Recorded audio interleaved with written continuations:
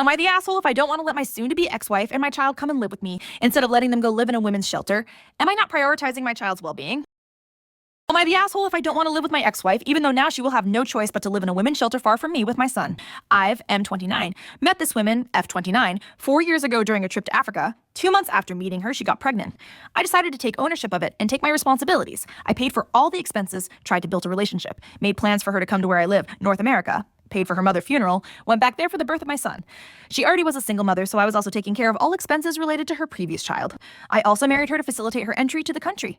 Then, I realized not only that she was taking many things that I did for granted and kept asking for more, but she was also, while I was back home in North America, based on my family in Africa's suspicion, cheating on me, manipulating me, and stealing money from me by creating fake expenses. I decided to end the relationship and file for divorce, but I was feeling guilty for my son. So I accepted that she comes during the summer with him on a visitor visa, which would also allow me to divorce smoothly.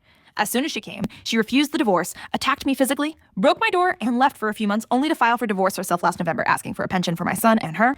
As I stopped the sponsorship process before it got approved, I don't owe her anything since the court only accorded a pension to be paid for my son. I offered to pay her ticket back, she refused. She's now living in a women's shelter and will need to find another one far away from where I live, Aita, if I don't offer her to come live with me as it might destabilize my son. I am so scared about how this will affect my child.